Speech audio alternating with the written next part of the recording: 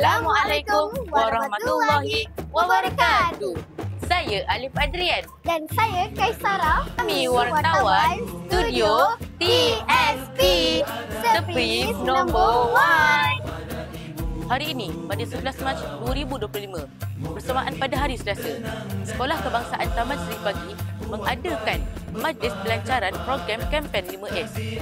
Program ini menggunakan slogan 5S iaitu Salam, Senyum, Sapa, Sopan, Satu. Jadi, jom kita saksikan laporan yang telah kami sediakan. Benci, jangan berdendam di hati, terhadapnya kita hormati. Moga hidup saling diberkati, sabarlah jika dibenci, jangan berdendam di hati, terhadapnya kita hormati. Moga hidup saling diberkati. Ingatlah pesan junjungannya, amalkan adab dan sopan pada ibu, guru dan kawan.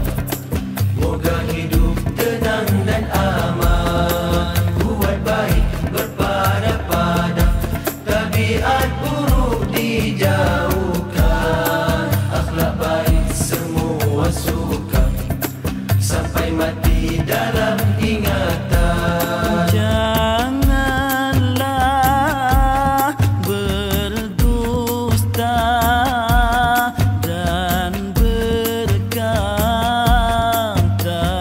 nista, bersabar. Assalamualaikum Cikgu. Waalaikumsalam Sarah. Apa khabar Cikgu pada hari ini? Baik, Alhamdulillah. Sarah pula macam mana? Sihat syukur. Alhamdulillah. Okey. Cikgu, saya ada Ya. beberapa soalan yang nak tanya. Okey. Soalan yang pertama, apakah objektif tentang program pada hari ini? Kempen 5S. Ya. Okey, baiklah.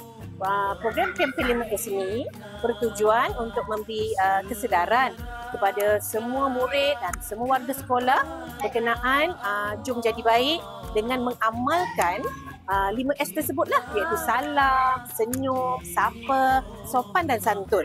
Okey, itu objektif pertama. Objektif kedua, setelah kita beri kesedaran kepada murid-murid dan warga sekolah, kita nak beri mereka masa ataupun peluang mengamalkan program tersebut setiap hari atau sepanjang masa di mana-mana saja mereka berada. Bukan baik di sekolah, malahan di mana-mana saja mereka berada, mereka jadi baik.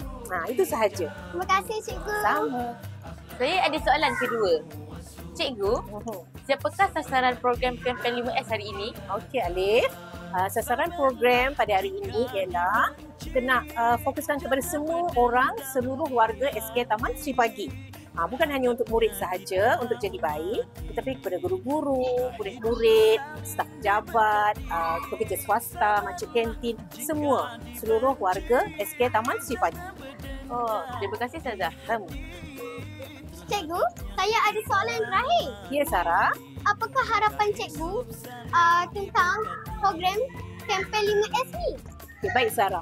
Harapan saya dan juga semua AJK program di bawah unit camp SK Taman Seri Pagi ialah kita nak semua murid, semua warga sekolah memberi kerjasama dalam menjayakan kempen ini, iaitu sama-sama mengamalkan 5S. Amalan tersebut bukanlah kita harapkan daripada murid sahaja, tetapi galakkan daripada orang dewasa terhadap murid-murid tersebut. So kalau orang dewasa mulakan dahulu, murid-murid ni akan mengikut. Betul tak? Betul. So jadi kita nakkan anak murid jadi baik, so yang dewasa mulakan dahulu. So akhirnya seluruh warga Surprise akan menjadi warga yang baik. Itu saja. Terima kasih Cikgu. Sama.